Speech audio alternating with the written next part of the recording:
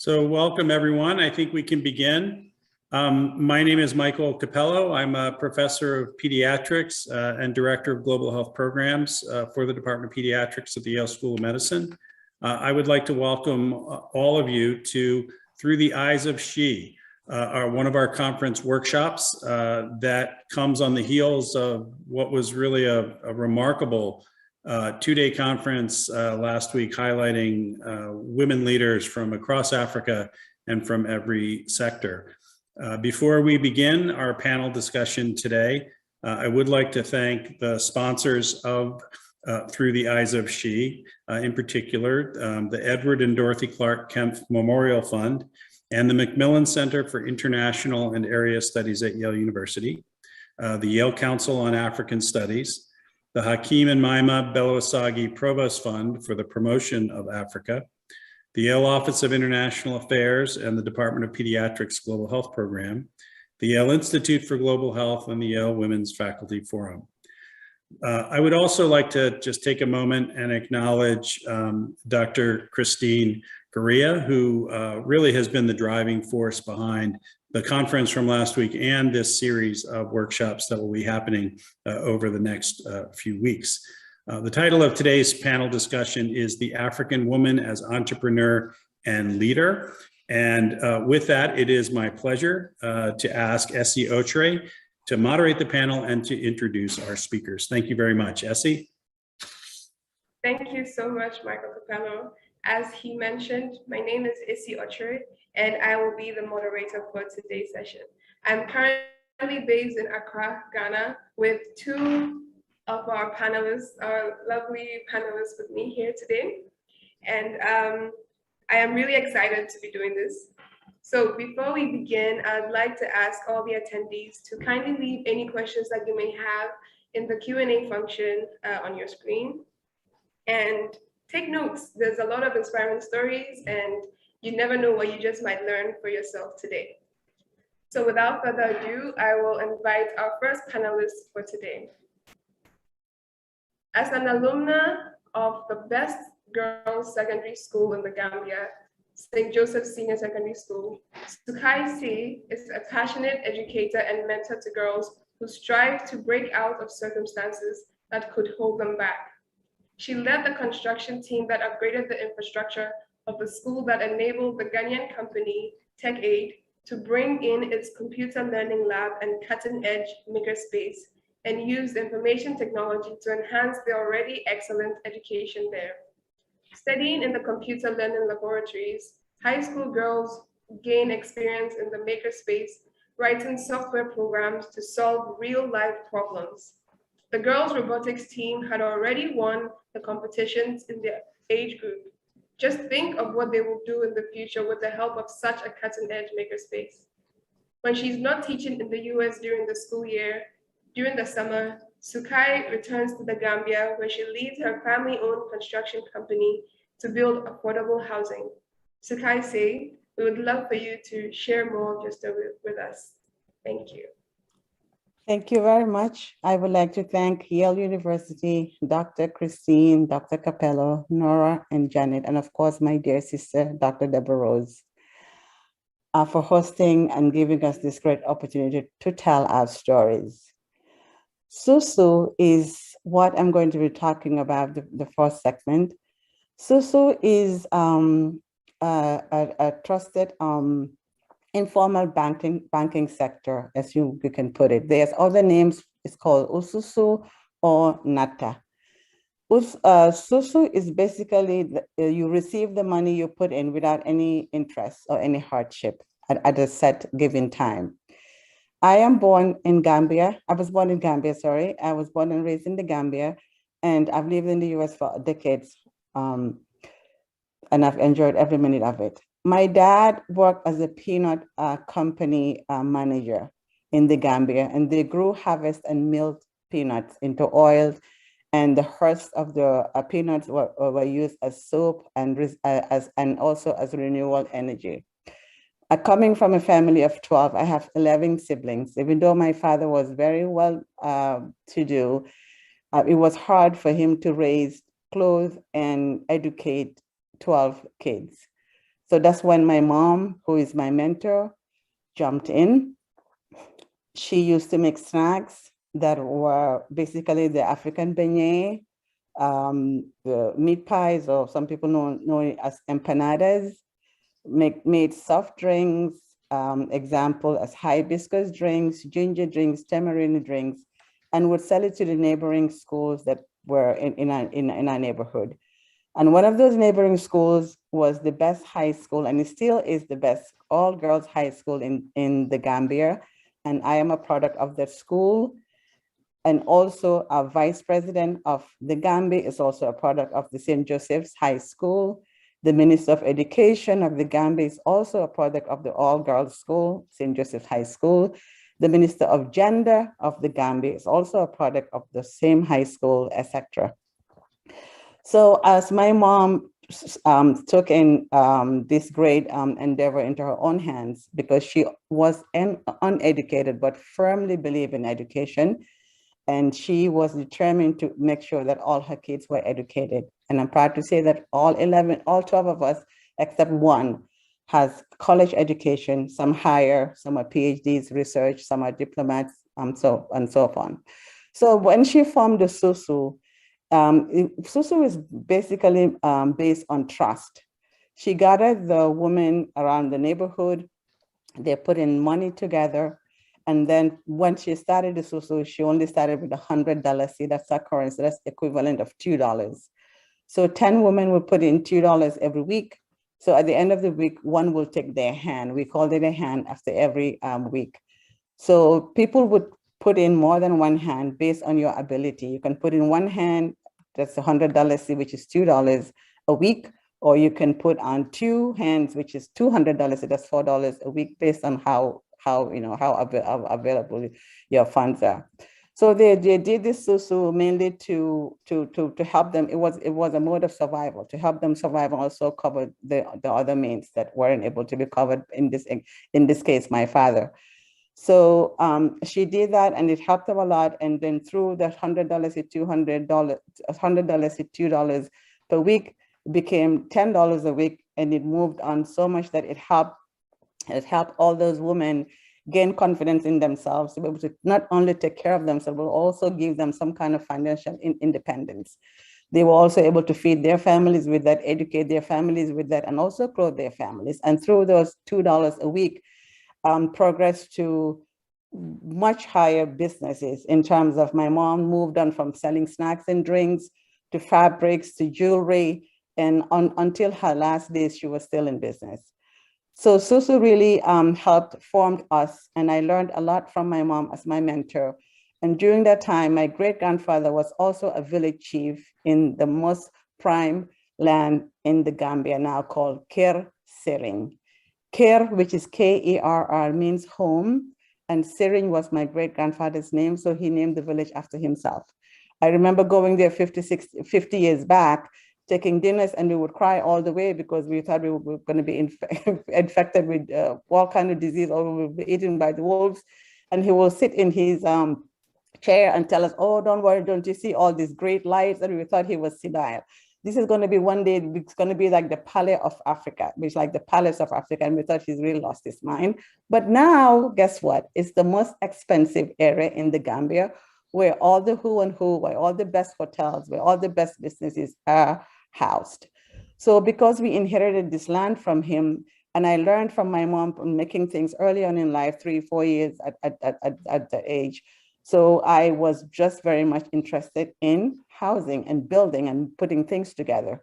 So I took up the sustainable housing of my family and started it. So I hired masoneries, carpenters, plumbers, steel fixers, all sorts of people that could come in and work and help us build these sustainable homes. And it was done. And there were a lot of challenges during those times. Our infrastructure in terms of water and electricity was not great.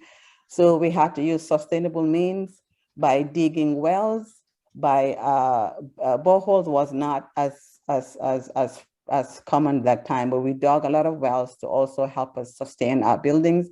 And we've got poly tanks to store this water. And when electricity was available, we will buy pressure pumps so that that pressure pump would be able to pump in the water into the tanks faster. So this has been going on for the past 25 years. I've lived in the US for a long time, and every summer I will go in and work on the sustainable housing. And thank God we were able to do it. We were able to have all of them built except 2 pieces of land that's left over. Hopefully we'll be able to build it pretty soon. And my most proud moment of that is that I was able to tackle the men, because being a woman who's hijabi Muslim, that was not the field for women. So I had to stand my ground, like my sister Deborah always says, and tell them that I can do it. And at the end, they listened and they followed my lead. And I was most proud also that we were able to hire all these people to work for us. And we still have a great relationship with them. They still work for us. And we are most proud to say that we are still supporting them in terms of giving them work, and also in terms of supporting their families, into also feeding them and also educating their kids. I would also like to talk, I will also, I will also at some periods of time would have to travel to different countries to find building materials closer to, like in example, Senegal, which is about 3 hours, 4 hours drive away from Gambia, because we also had challenges in getting materials into the Gambia, as being one of the smallest countries in Gambia. So that was also a challenge. But now that it's been 50 years later, we have a lot of materials now, and everything is most things are accessible. And I am proud to say that we are still going strong. And I thank you again, Yale University, for giving me the chance to tell my story.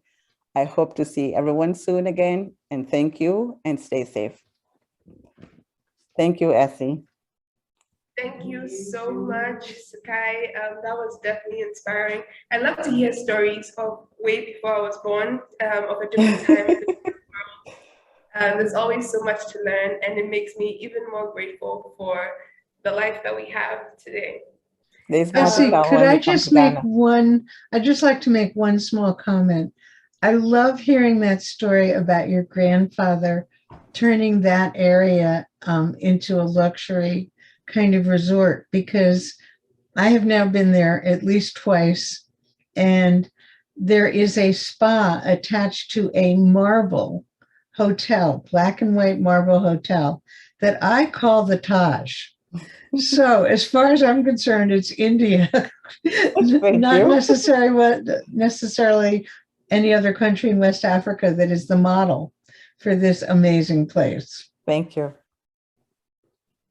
Thank you so much. If any other panelists would have some comments to share right now, please do. Otherwise, we'll have some time afterwards, and then we can, discuss and get into the questions shared by the audience as well. Okay, so thank you, Sakai. We'll move to our next panelist. I will introduce the next panelist. As a woman leader in the Akan tradition, the Honorable Comfort Gabra has served as one of the few elected assemblywomen representing the Infantima Municipal Assembly in Yamransa, the central region of Ghana, for over 10 years. She operates with the full support of her husband, Stephen, and her family. Comfort will describe the role of an assemblywoman, the traditional role of Akan women in general, and the role of a Queen Mother in helping to lead and to determine leadership succession in the town. After a brief retirement in 2020, during which Comfort took online courses in leadership, she returned to the government service when her people needed her the most. Comfort Gabra has long desired a covered market hall in Yamransa, Ghana, that would shield small business people and those selling local produce from the vagaries of weather, from the hot sun to the pelting seasonal monsoon rains. Now, a site has been selected, the building is being built, and she is leading the way forward to bring in and manage the sellers. Fellow panelists, the audience, I am very delighted to welcome Honorable Comfort Gabra, sitting right next to me. And so I'll just give her a moment to be in the shot.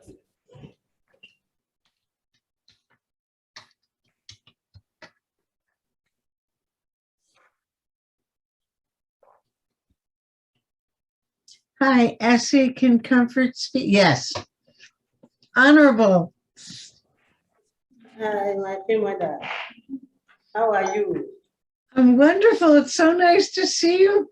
And if I can get packed, I'll see you very soon.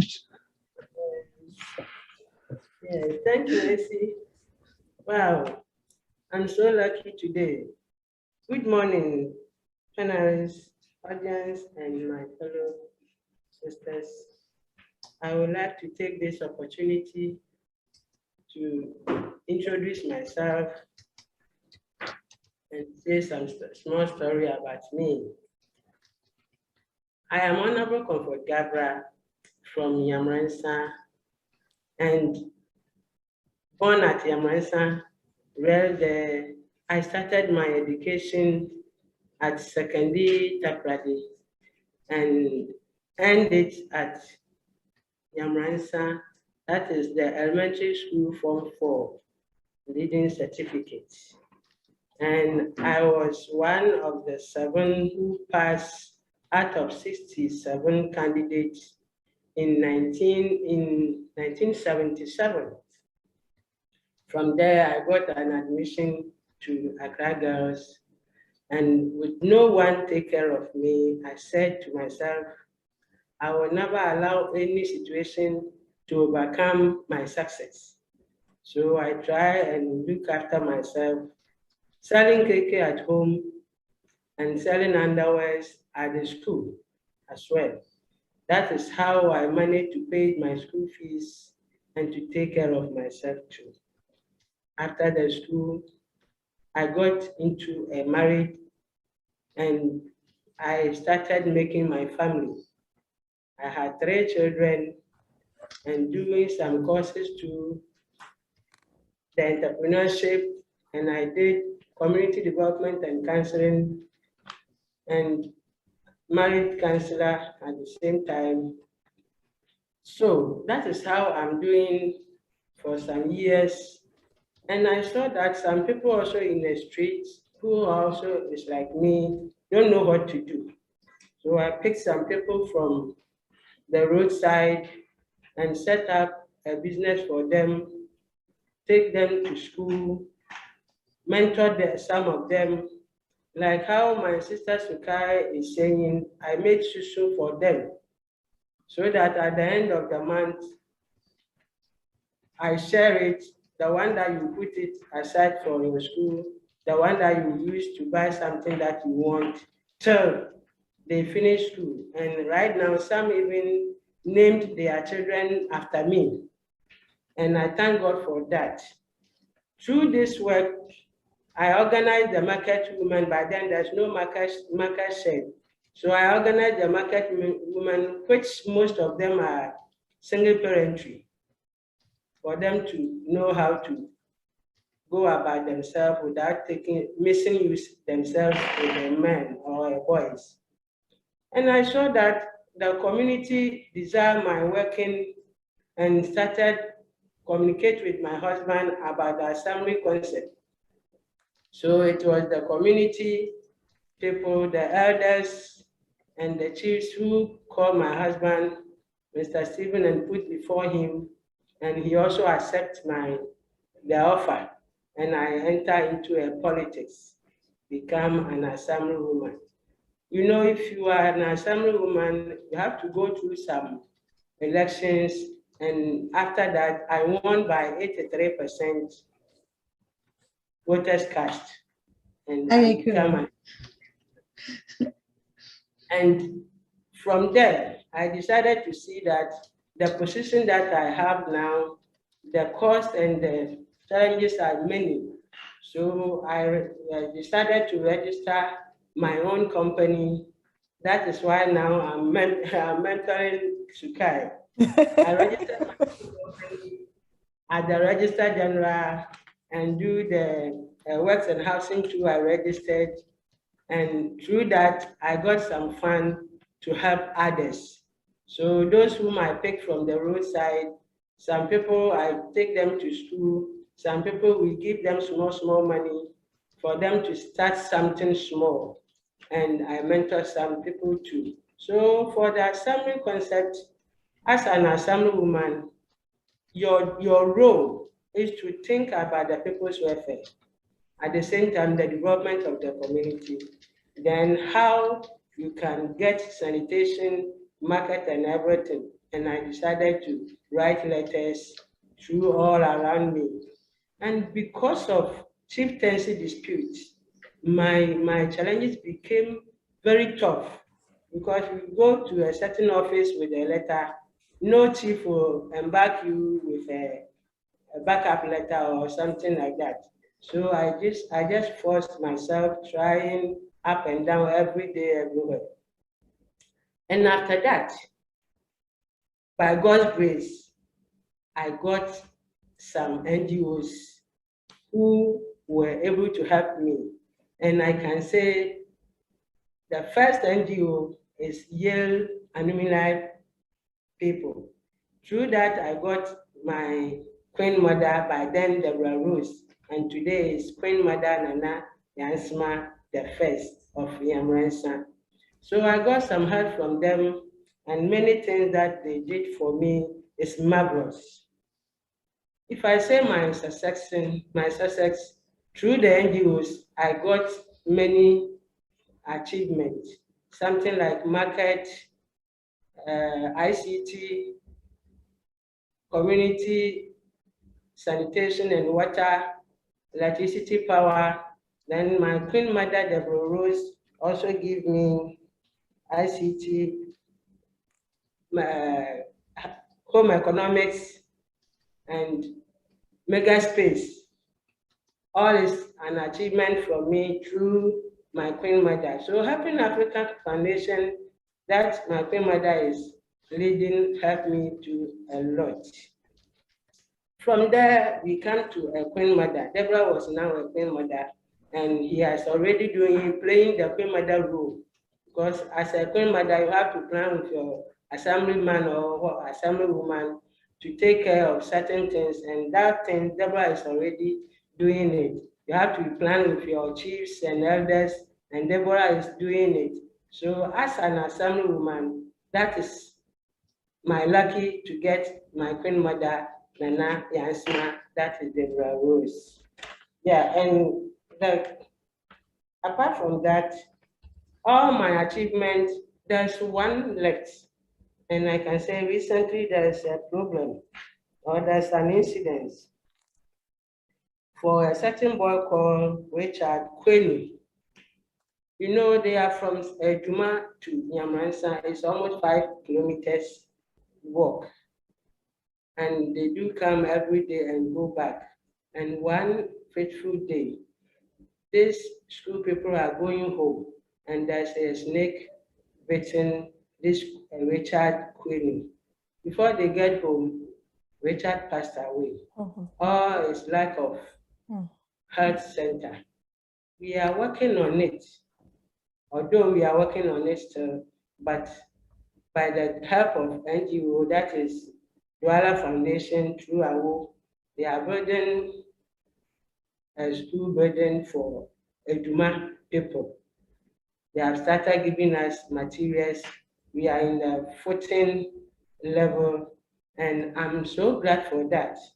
In fact, some NGOs that helped me is one, the Yale and guy for the SIF who built the market for me, the Vision Fund who gives my people small loans to start something for themselves, and Prebi Foundation who also helped the school with some chairs.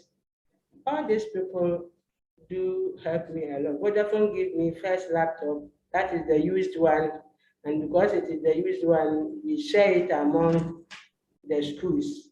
And through that, Deborah gave me, try and bring in tech aid for us to now become #1 in lab, ICT lab. So I can say that I'm doing a great job through my NGOs as an assemblywoman. And in conclusion, I can say I will also like to thank my sister Sukai, my sisters with me. First one is Sukai, who has become my advisor in construction business. And Awo Oche, through Dwala Foundation, helping me a lot for the school burden and school uniforms. And we are planning small to give some people small loans. That is the idea in a plate. In fact, for the health center, it's a plate too.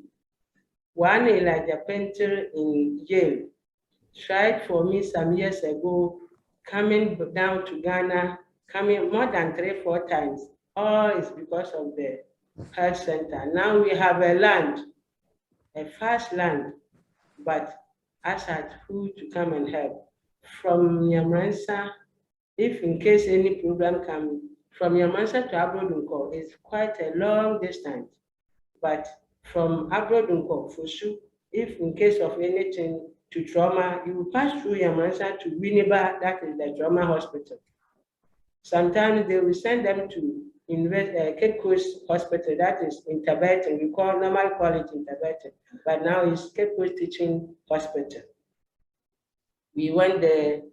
When it doesn't, they can't do it, then they come and pass through Yamransa to Winneba. And before Winneba, there's a disaster.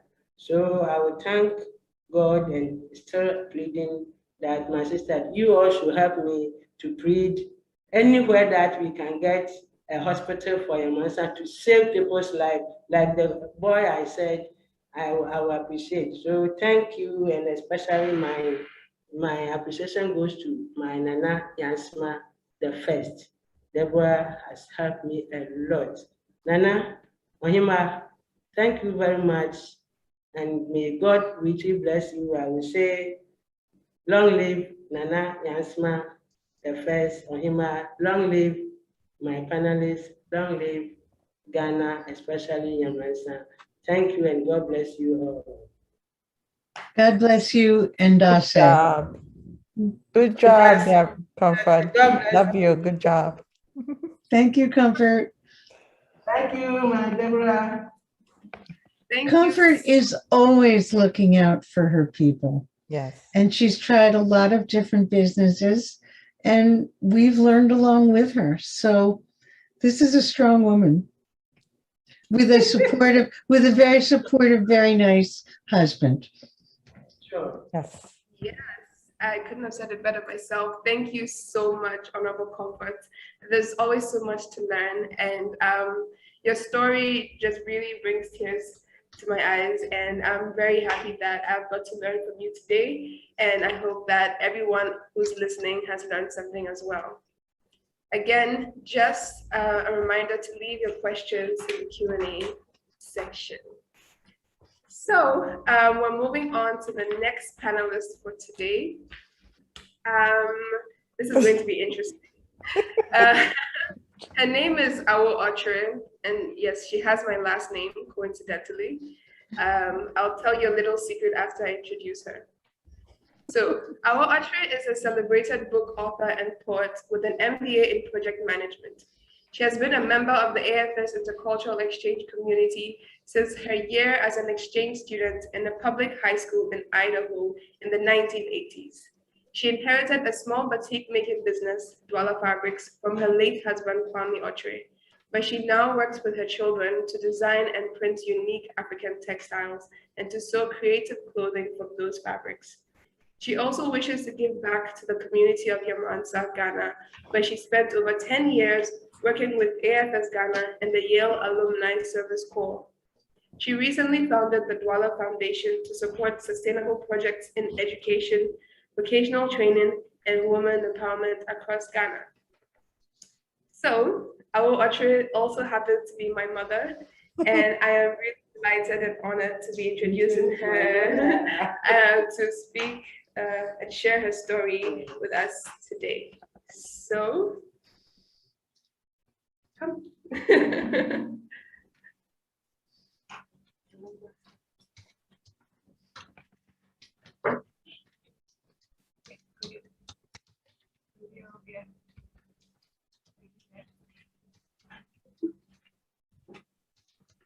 Thank you, AC, and thank you to our panelists and to all who made this wonderful conference possible.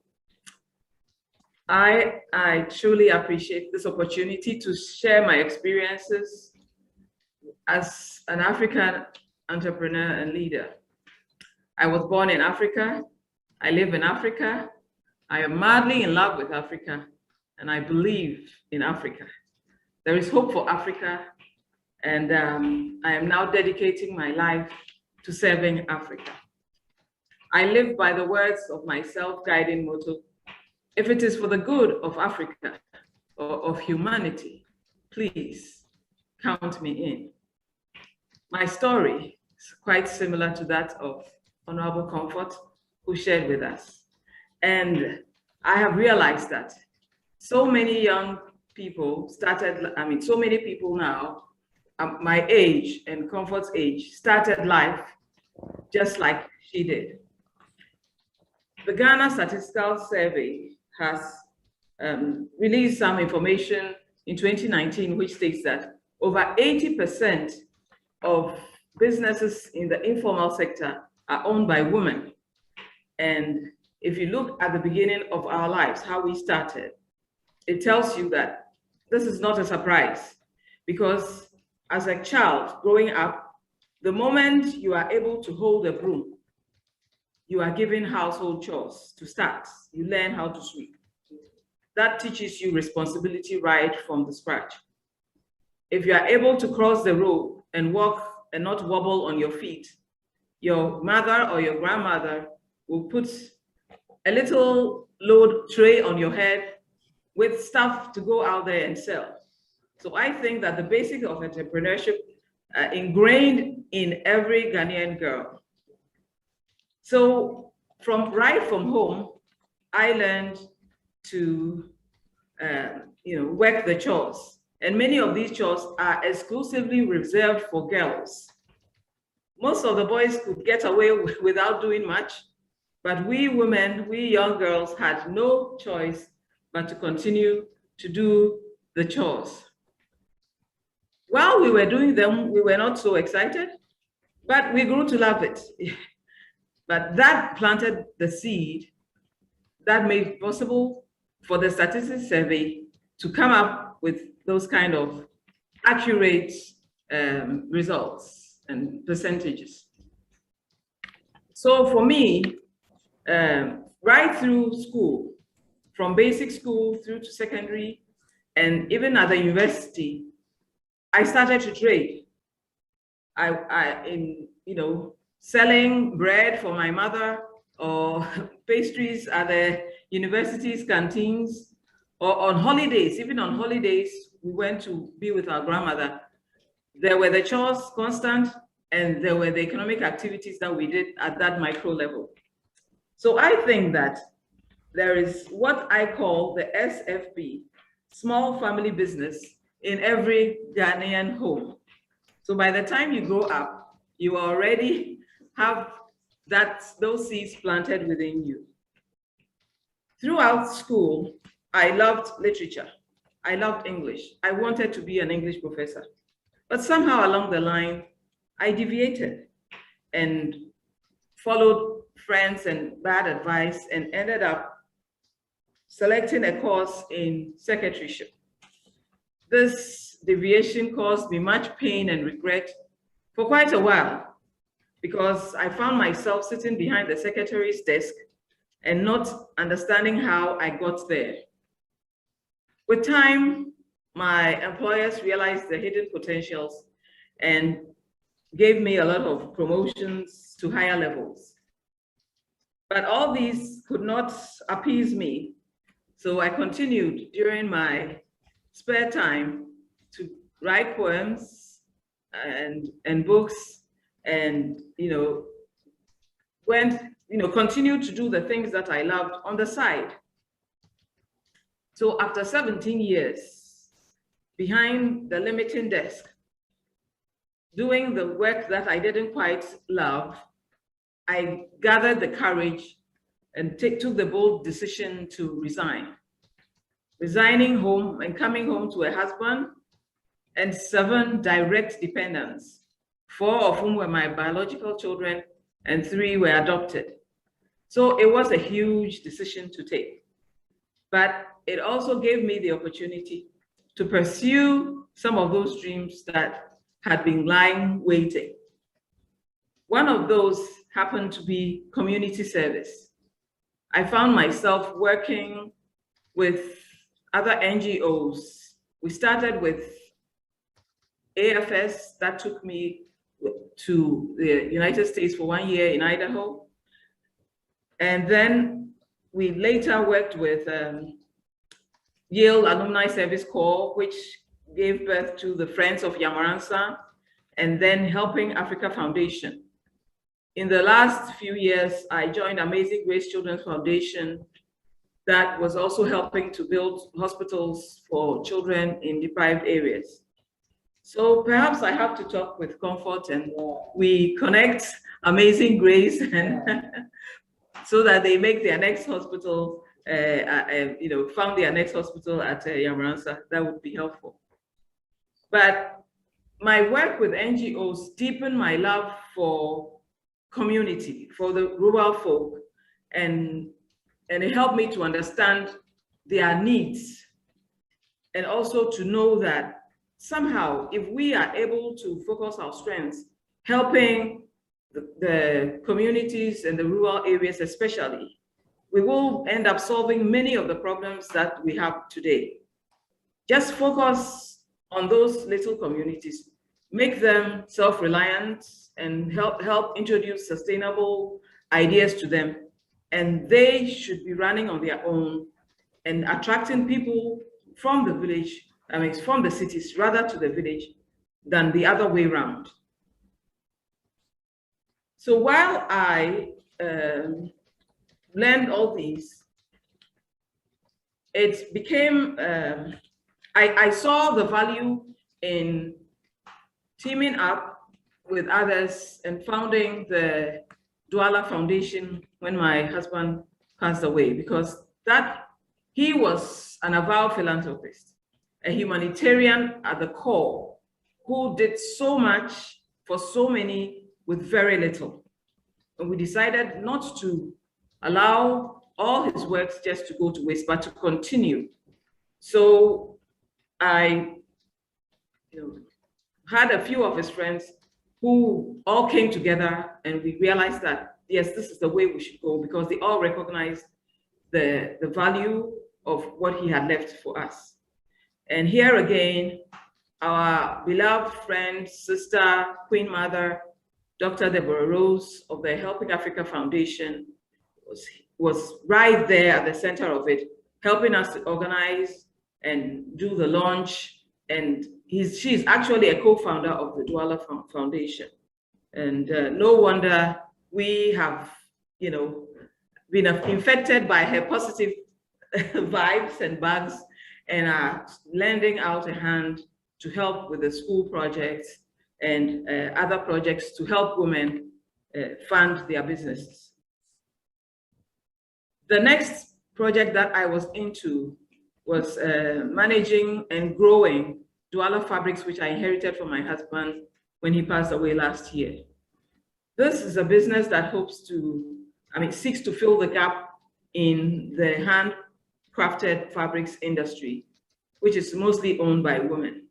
And what we wanted to focus on was to design fabrics that stand out, that are different from the whole bunch on the market. So we went into creativity, and then by doing a lot of innovations and experimentation through deliberate modification of existing procedures. So we've designed our own methods of doing things, of dyeing, of printing, and just of creating a fabric that would stand out of the lot. We also set up a culture and tourism business called Interactive Cultural Encounters. And the purpose was to divert a bit from the usual monumental tours that people take. But we found a way of packaging rich Ghanaian culture and presenting it in such a way that people can actually see, taste, smell, and experience life as a Ghanaian, so that tourists coming in would actually have the opportunity to live for a day or half a day as a Ghanaian. These have brought a lot of successes our way, as the creativity and innovation that we have displayed made customers passing by our shops and our stands, heave a sigh of relief and say, something different at last. This was on the lips of almost every other customer who passed our way. And this has been adopted as our slogan in Douala Fabrics, something different at last. Our products are sold in many African countries as retailers come and take our stuff there.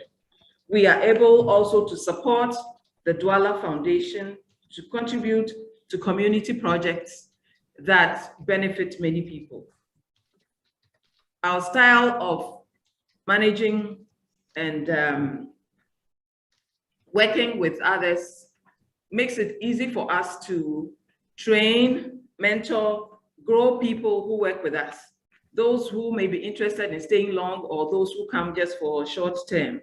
We have sponsored many to finish school, to set up their own businesses, to improve their living conditions and become better citizens of Ghana. Our challenges are, well, everyone has challenges, every institution, has challenges. But for us, I think we'll see it more as being an African woman, and the challenges we have, I would say, possibly it could be seen as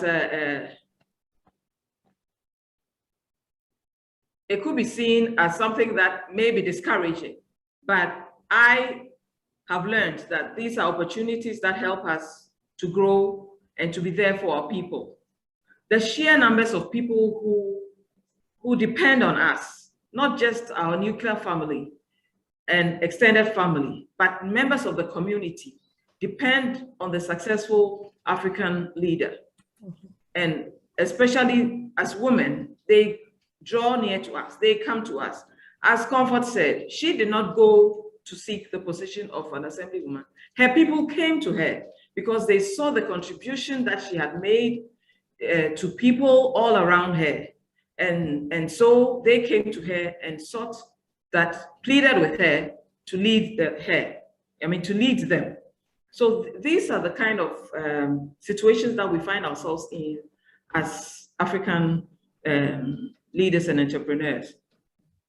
This could be daunting, but it also can be seen as an opportunity for us not to fail, to do our best to keep on and to succeed, not just for our sakes and our family's sakes, but also for the community, for the many people who depend on us, not just for a living, but even for mentorship, for guidance, for grooming, for advice, to overcome life's many challenges. The way forward for me, I think, and I see, is a continuation of the sisterhood, sisters stretching out to help other sisters, strong women who stand not just for themselves, but for their people as well. We need now to train and groom and hand over to the coming generation, so that they will continue and understand the need to invest in community. The world has been filled with too much focus on self. We need to break those barriers if we are to reduce the huge challenges that the world is facing today. Perhaps the solutions lie in our hands and are quite simple. Help a sister, lift up a sister, and move together. Stand up, be strong, and continue. For those who may be weak, we lift each other up and we support each other. I think this is the way to go. And so I will like to also thank my sisters here, and to urge us and treat us to continue, spread the word about each other, spread the word about what we're doing and what we can do to help. Major problems may have simple solutions and may lie with simple people like you and I. Let's not give up. Let's continue to have hope and believe in Africa and in humanity and move forward to solve the world's problems. Thank you so much. And I will also ask you to leave your questions at the Q&A section.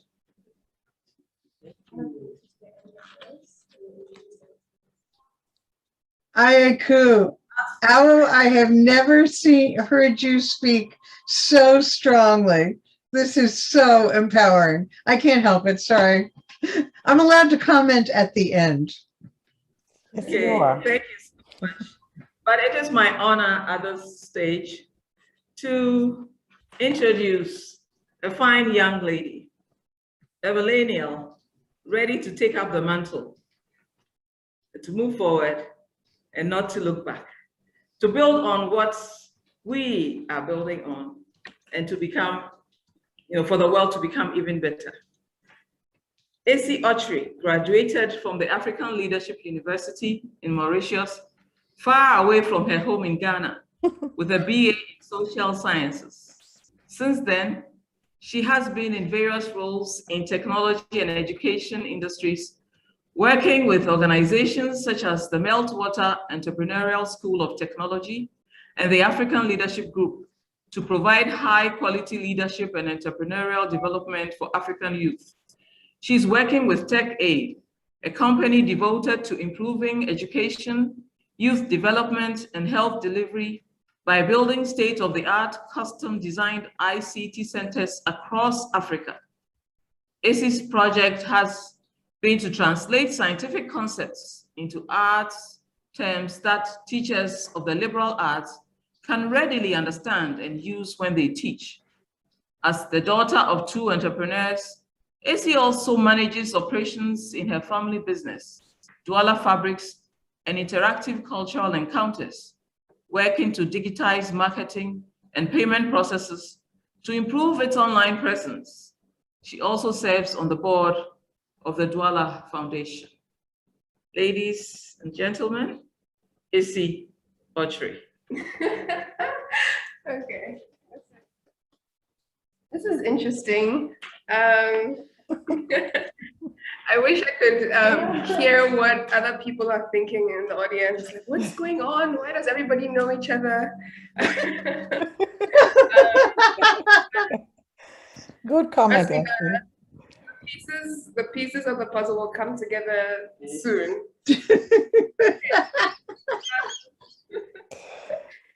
So thank you, Mom, for that introduction. And thank you all for listening. I am truly inspired by all the stories of my mothers who have spoken earlier today. I really want to be like each of you when I grow up. Oh. I realized that I spent so much time hanging out with my mom and her age mates and my friends. You know, my age mates are getting worried that I'm becoming one of them. But that there's a lot of wisdom that I absorb from them. There's so much to learn, so many perspectives, and I highly recommend. So I encourage any 20-something-year-old listening, make friends with a 40+. There's a lot of good in there. Again, I am truly honored to be here on this panel today, and thank you for believing in me enough to invite me here. Thank you for the opportunity to hold the baton, and hopefully I will be even greater than we imagine. So today I would like to share my relatively short story. I represent the newer generation of African women. So we have a better relationship with our parents, and so we have access to their stories, their advice, and their wisdom. We have better education and exposure. We have seen more of the world, and we have technology. And we also have a stronger sense of self and the ability to stand for what we believe in. So my story, well, my mother's here, so she can confirm most of it. I had a great childhood, very few hardships, nothing much to complain about. Thank you, Mom. I had everything that I needed. I had a very loving family, my parents and brothers and sisters. We got everything that we needed, and not everything we wanted, but for good reasons. I descend from a long line of entrepreneurs. My parents ran a fabric business at home, like my mom just mentioned. So for me, it was very normal to see so much activity in the house. I witnessed firsthand the challenges and joys of operating a project that they cared about so much. And I watched them make mistakes, learn from them, grow, be creative, come up with new ideas, and watch them make money to sustain our lives as a family.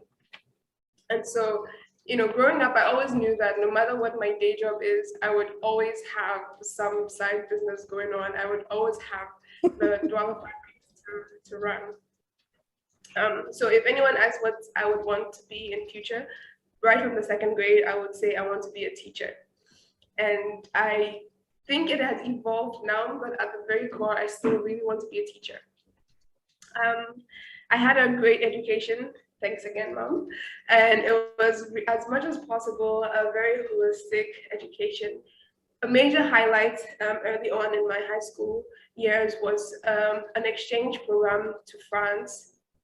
So I lived with a host family. I went to school, and after the 10 months that I spent there, my entire world opened up, and I had a burning desire to always reach for more and tap into all the endless possibilities that there are in the world.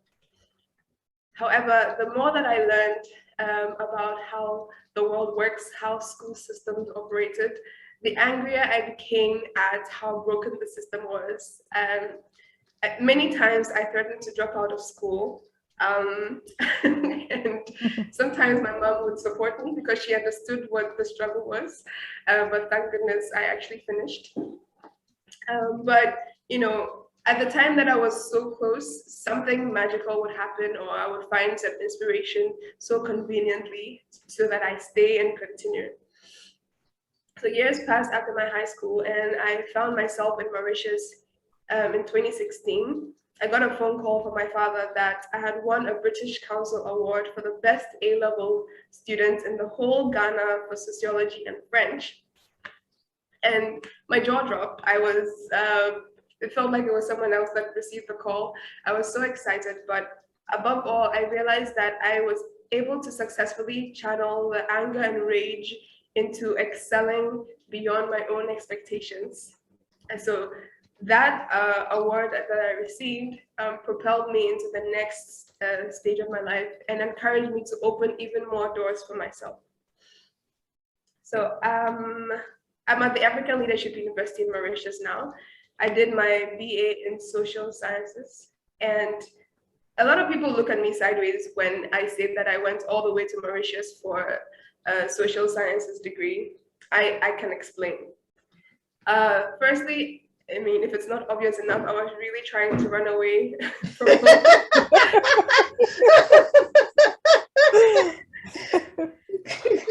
I wanted to be as far away from home as possible so that I could spread my wings, but also as close as possible to the continent so that I do not forget who I am and where I'm from. So I chose African Leadership University in Mauritius. Aside the destination location, the African Leadership University was an amazing all-around experience for me. My colleagues, teachers, and especially the founder, Fred Swanica, lit a fire in me to develop Africa through entrepreneurship. So there were about 400 of us from 30 different African countries. We lived and learned together. Entrepreneurship was also not just preached, but practiced and supported. ALU created the ideal ecosystem for us to set up businesses. And so there were about 50 student ventures at a time ranging from transportation, food, obviously, financial services, tourism, interior decor, parties. And what I decided to do was to set up a spa on campus. And it was the hottest thing everybody was talking about. I had a lot of clients, coming back, and truly, I had so much fun. I had a lot of fun owning this spa and running it, but I also really needed the money, so it was, it was convenient as well.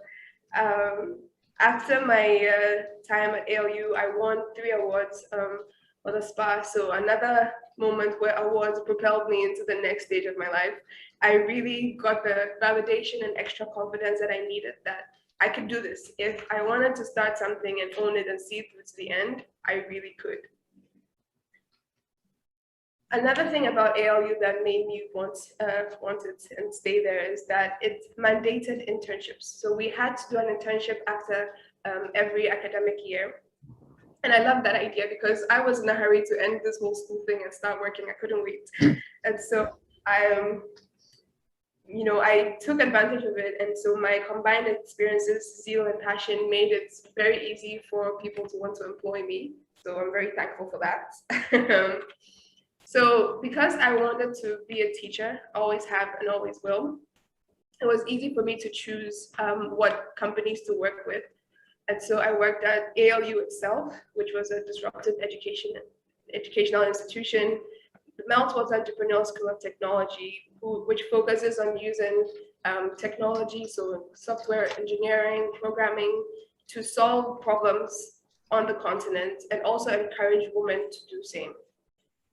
ALX, which was an organization that prepared thousands of young Africans to be work ready. I had a lot of fun, particularly making TikTok videos that taught young people how to write resumes, cover letters, prepare for interviews. It was a fun time of my life. And then also more recently at TechAid, where I'm working on the major space curriculum content so that it enhances learning for young Ghanaians and Gambians. And Gambians. Exactly, yeah. And soon all Africans to have a experience through technology. So after all these educational institutions that I've had the privilege of working at the core, I always come back to entrepreneurship, where it started at home. So I'm currently working in Douala Fabrics and the interactive cultural encounters that my mom just described. And my role in these SFBs, as she called it, small family businesses, is to learn from the mistakes that my parents have made, to take what I've learned from all these other institutions that I've worked in, and add my personality to bring these businesses into the digital world and take them to the next level. I'm grateful for every step that I've taken that has brought me this far. I'm grateful that I can call myself an African woman, entrepreneur and leader, and sit among you, my mothers, today on this panel. I would like to encourage all the young people listening, younger people listening. We are in the why not generation, because those before us have paved the way for us, and we have the blessing of technology to reach far beyond our own imaginations, which gives us very few excuses. For example, I don't need to spend 17 years behind a desk that is not right for me, like my mother did. And I will always have a business to run because my parents did all the hard work in setting it up. All I need to do is to channel all my previous experience and take both businesses and the foundation to the next level. I am the next generation of the African woman as entrepreneur and leader. I stand tall because I stand on the shoulders of giants, these amazing, strong women whom I love so deeply and admire so much. I am truly proud to be here, and I'm thankful for this opportunity.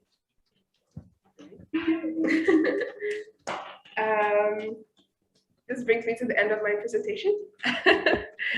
I would like to encourage everyone who has questions to leave them in the Q&A section. If any of the panelists want to comment quickly before we proceed to the next panelist.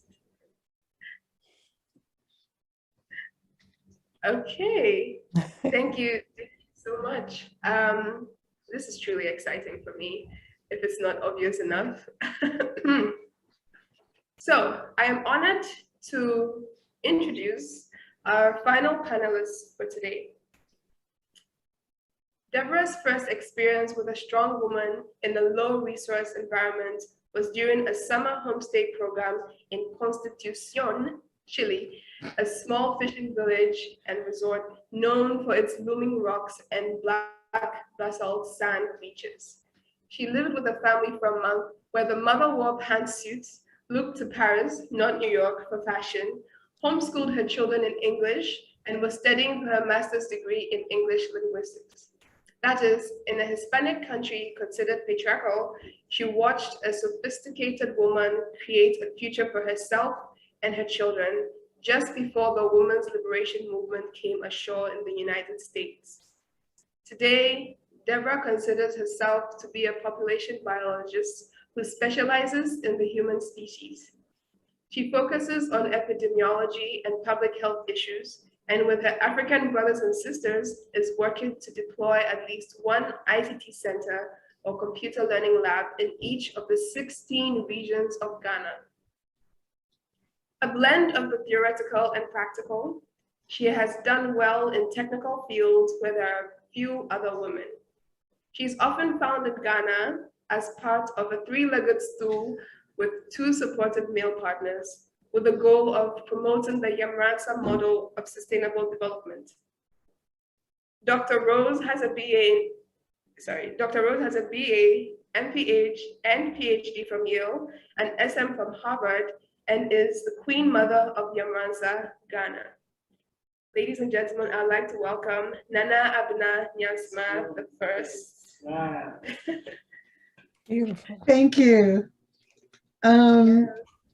It has been inspiring to hear all of my sisters talk. Whatever my prepared remarks are, doesn't matter. We've each mentioned family, and I think the current trendy term is family of choice. But in so many ways that we've discussed, or we're Essie, you've been very cute about it, or not discussed, this group of women really is a family of choice. And when you were saying what you were saying about working with the elders, there is a certain millennial known as the princess for several etymological reasons. And there is another woman probably listening in on this call, Lauren with an I. And I would love to have Essie, Lauren, and Sarah all together in the same room, be a fly on the wall and hear what you all decide to talk about. I think that would be totally awesome.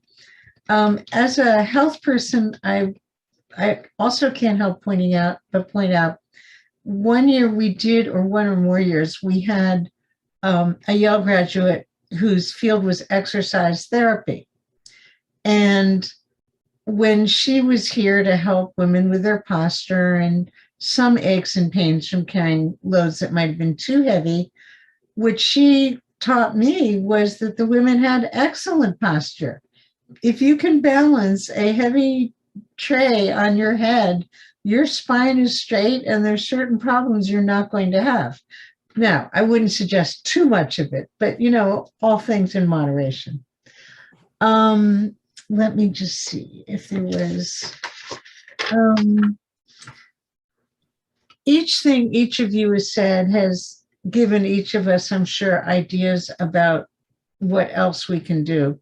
So what I did put on my cards was the word synergist, where I like assessing a situation. I can often see the gaps or see a problem and solve it before most people, including many men, have even realized there was a problem.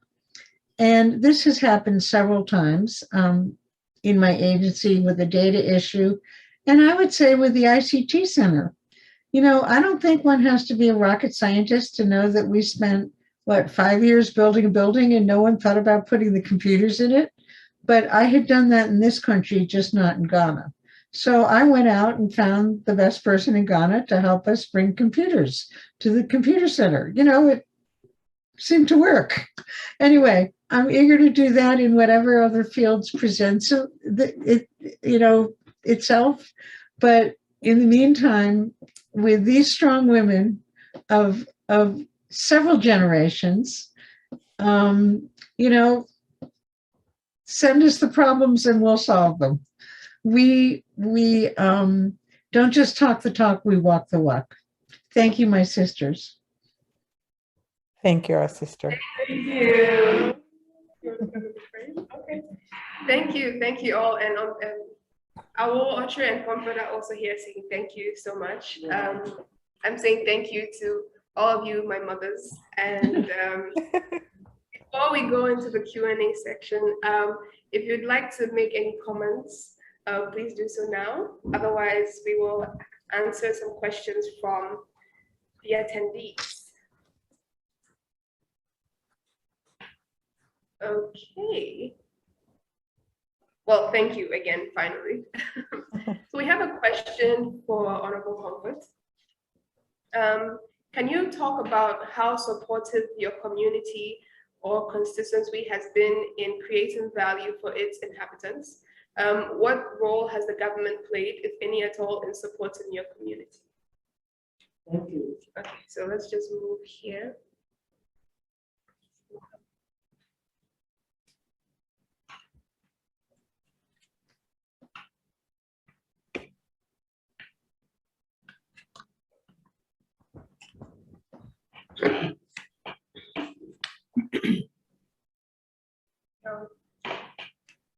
Thank you. In fact, my community and the government, there's a distance.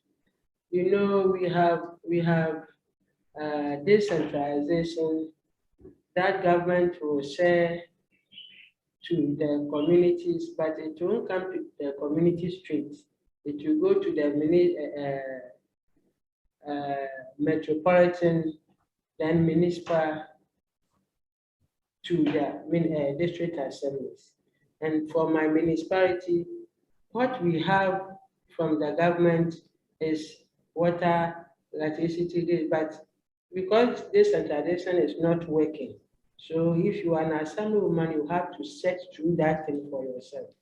So you can go to firm, company to company, but once you are an assemblywoman, if there is some, they offer you.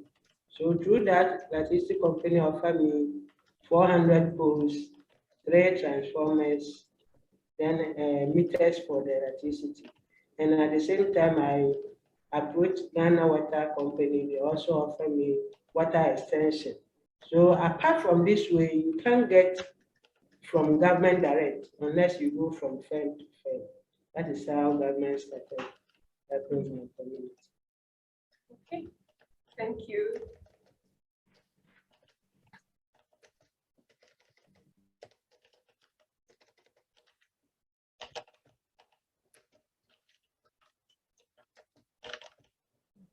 Thank you so much.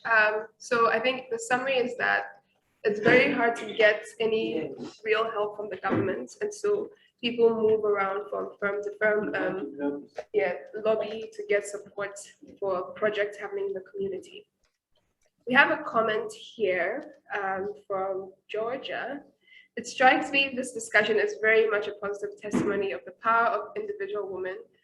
What are key 3 recommendations each panelist would suggest for individuals to make positive contributions to their society? Okay, that's a big one. So to the panelists, what are 3 key recommendations you would suggest for individuals to make positive contributions to their society? I'll give you some time to think about that. The next question. What can you advise? What advice can you give to women who are starting their journey of entrepreneurship without the support of family or community, as in financial or emotional support? What advice can we give to women who are starting their journey of entrepreneurship without support, both financial or emotional, from family and community? Who would like to take that?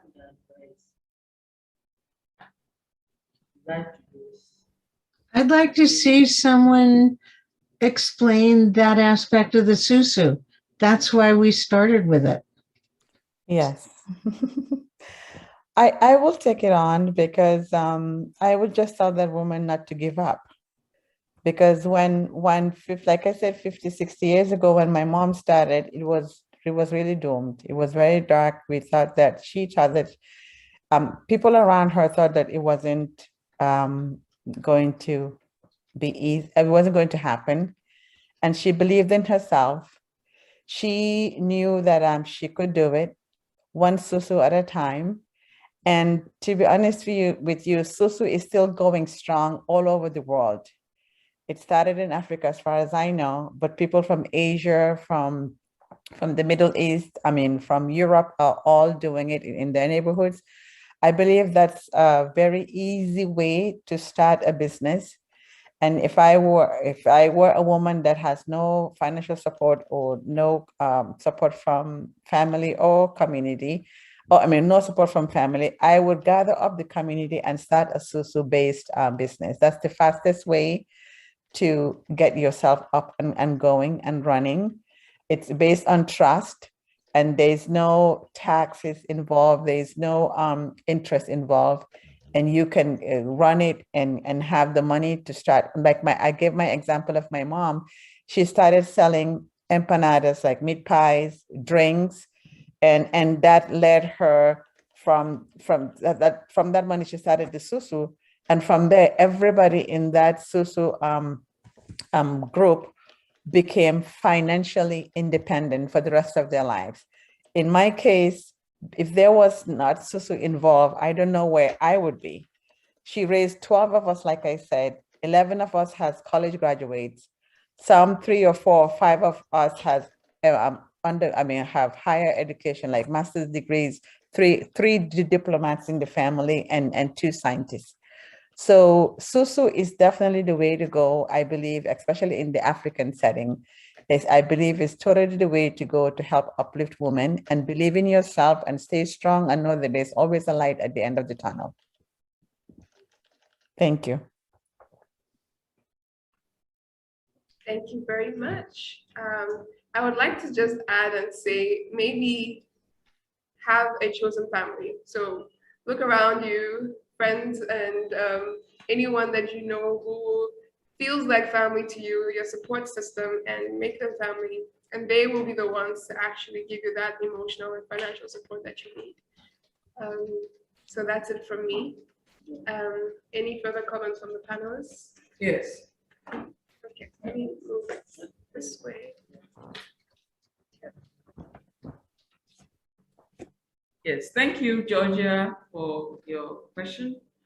And I would also just add that start where you are with what you have.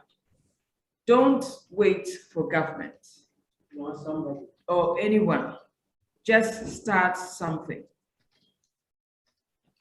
But too often we're just stuck onto the apron strings of governments and others. But we need to understand that we are capable and able to do things and to start something. So don't wait for government, just start.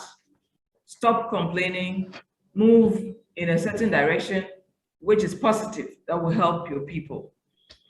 Join neighborhood groups. I mean, a women's group, for example, is just a random group of women who came together to help themselves and so on.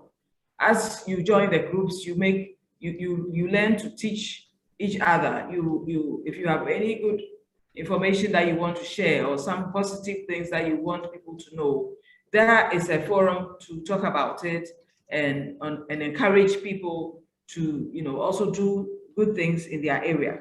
Volunteer for an NGO. I started just by volunteering for so many NGOs that I listed already. And at first it was like, maybe I'm wasting my time, maybe I'm even wasting my money buying fuel to go up and down meetings, traveling from town to town. But then that was where I realized that there are so many of us living in the cities who are so privileged, and we are not even aware that there is people, you know, that do not have what we have. The little we have that we don't even appreciate. There are people who don't even have that. But when we go out there and we meet with them, we talk with them, we see that we are in a positions to be able to extend a helping hand to someone. Nobody is too low, too little, too deprived to help somebody. Everybody can extend a helping hand to another person. So if we all, let's go back to our villages. Everybody in Ghana, like they say, everybody comes from a village. Everybody comes from a place that may not have many resources that they should have. If we sit back here and just complain about, oh, this or complain about that, we don't achieve much. But we take steps to go there, live with our people, learn, respect them, and try to have discussions with them. Soon you will see that you are able to organize and start something that will help. You know, that will help. So these are a few of the ideas I want to share as 3 things that you can do and you can start today. Wow, I'm taking notes. I hope you all are too. And thank you very much, Sukai. Thank you, Aso Awo, for sharing those. I think there's a question about that. Okay, Dr. Deborah is going to take that. And then no, why don't you answer it? Because I can all right, I can tell you what I'm writing, but I'd really like to hear from someone who was born an Akan woman. The question was, can you clarify what Queen Mother means in Ghana and what they are responsible for? Is that a title to show respect? Yes, it is, but it's also real. We are not to eat or speak in public, but we are quietly consulted in private when everyone else has had his or her say. And we have a big say, or the final say, in succession planning. When a chief or nana or elder dies, there are many political, I'll say, struggles to choose the successor. And that can take years. And ultimately, the Queen Mother is consulted. Now, I was not born in Yamaransa. I was not born in Ghana. I thought I would eventually work with Yale and my service corps in a Spanish-speaking country, such as Chile. But the Lord sent me to Ghana. And with Comfort's help, I have been told I am on the committees that have an influence. And rather than really tell my story, maybe what I've been doing is acting as a Queen Mother here in setting up this panel and getting all my friends and sisters together. I will say that sometimes there has been a discussion of terminology and whether it's appropriate to say mother or daughter if you have a biological one and some social ones. And there are different views on that. But as I am the girl and the eldest with 3 brothers, I don't have any biological sisters. So I can use that term gleefully with any other woman I wish to. Thank you. But Comfort, do you want to say more? Oh, and I do try to read, I've been pretty good about not talking too much here. And I try to see the protocols for the Queen of England, because she's a kind of Queen Mother in the British tradition. Comfort, is there more you would like to, Comfort and Essie and Owl, that you'd like to explain about what it is to be a Queen Mother in the Akan tradition? Thank you. Yeah, my Queen Mother, to call Queen Mother in Akan, we call you Ohima. That Ohima means you are the head of all the women or the ladies in the town. some community don't have queen mothers because they are under a certain community. They are under. You see, for the kinship, we have one after the other. So when we call you Ohima or a queen mother, that means you are the head of all the women on that land. And at the same time, like how a chief is ahead of all the community, you are also ahead of all the women. And by that time, you and the king normally plan together. For the kinship, your role, some of your role, specifically, you are a kingmaker. In case any stool become vacant, you take over, take care, you help the community to appoint a king for that stool. And for the royal family, if you are a queen mother, the royal family, that stool is in there, takes you as their family member in all. So both you and the chiefs and elders, the queen mothers have veto power over them, because somebody said, you educate a man, you educate one person, but you educate a woman, you educate a family. So queen mother overpower all the kinship, and a queen mother can elect a king.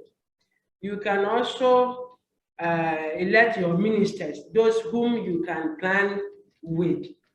And at the same time, if there is a vacant of any stool, you is the one who help the community or appoint someone by vetting that person, asking about the person's life, seeing the history over that person before you appoint that person. So either you see that person's character not be misbehaving, not the one who is a drunkard or a thief. You said through the character of that person and you appoint that person on that stool. Yeah. I do want to comment that it really is amazing having Zoom, but Comfort has very high character herself and is a very good judge of character. And that's not necessarily something one can see from a Zoom call, but that's why we rely on her. So what we do is a blend of in-person, in-country technology, phone calls, and we really have, I believe there are some unmeasured bands of the spectrum that haven't been characterized yet, and we just think about each other and then our cell phones ring.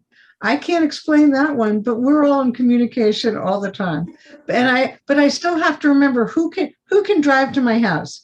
That would be Sukai. I can. But Alo, since you lived in the United States, in Idaho, which you characterized as boring, I keep thinking you could drive here too, because Beltsville Center of the Universe is a very nice place.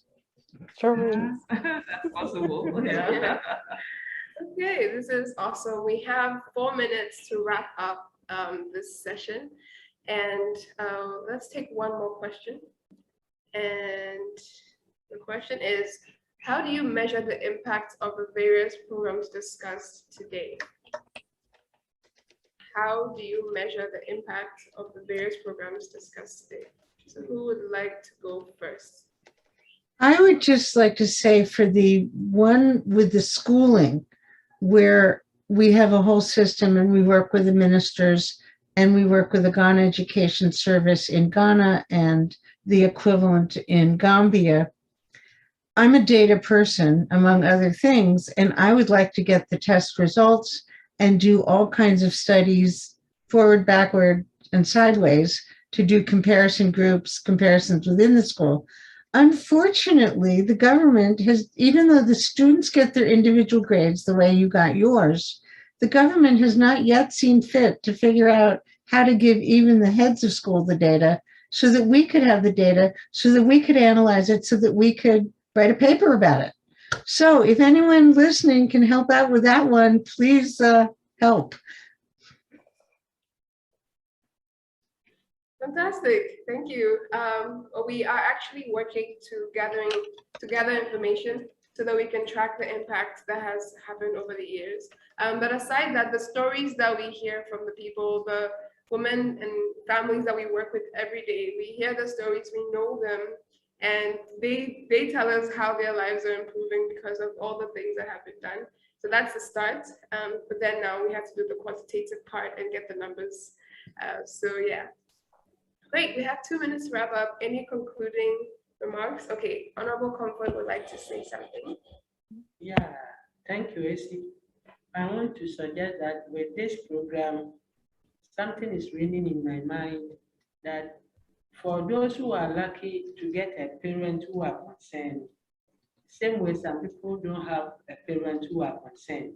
Irresponsible parents are there, and there's girls in them. So we can educate the communities, make the girls as an association. Probably if government will help us, we can put petition through education. Then we go school by school, make small group of ladies, educate them, and engage PPAG to teach them reproductive health, how they can comport themselves, because to get married as an virgin is also a great achievement that brings more blessings through your life. But you see our girls, today they are raping, today they themselves even go. They don't know that there's something within them that they can bring about to get themselves prepared, like mine. My parents said they don't have money, so I should go in straight to marry. But I decided myself that I will use my hand to do something. When I got married, I don't want my children to go wayward. I started to sacrifice everything, making construction, labor, carrying mortar, concrete, whatever, selling, doing farming, making cassava, sweet potatoes. I struggle for the children not to. So there are some people who like this. If we can make some association or groups in the small, especially villages, we can start from there by making them small groups and educate them, engaging people so that they will be trained and take care of themselves. Thank you. Essie, I have a quick comment. So I would like to say that we have to take matters into our own hands. I am very passionate about girls' education. We have to be able to mentor our girls to figure out a way to just help them live their lives at their best. We also need to make sure that we don't forget the girls, especially in Africa, where we all come from, especially in Gambia. Like my mom was not educated and she's the smartest woman I ever know. You educate, like we have the saying in Gambia, you educate a girl, you educate a village. We need to be more passionate about girls' education and help them in every way we can in terms of health, in terms of education, in terms of well-being, and in terms of mentorship. We have to, in Gambia, we have this mentoring program where we mentor, like I said, all these powerful women that are in ministers, vice presidents of our country, and the Minister of Gender, and a whole lot of people that graduated from the best girls' high school in the Gambia are very, very passionate about girls' education. So I believe that each and every one of us has a personal responsibility to ourselves and also to them to be able to help them, lift them up, no matter how we can. Even if you mentor one person at a time, eventually you'll be able to at least get through to what you need to do. But we need to be working together. We need to organize ourselves, and we need to be very, very passionate today as ever. Thank you. Thank you so much. It's always so difficult to bring such discussions to a close, but we have run out of time. I think we can continue discussion later on another Zoom call for 5 hours. Yeah, if I make the plane. Thank you so much. All the sisters, mothers, panelists, thank you to the organizers. Thank you to the attendees for staying with us all the way to the very end. We appreciate you so much. Just a note that next Friday on October 29th, there will be another workshop conference happening at the exact same time. So make sure to tune in and come learn and hear more experiences and stories from African women as well. My name is Issy Ochre, and I have been the moderator for today. Thank you once again, and see you later, some other time. Who knows? Good job, Essie. Thank you so much.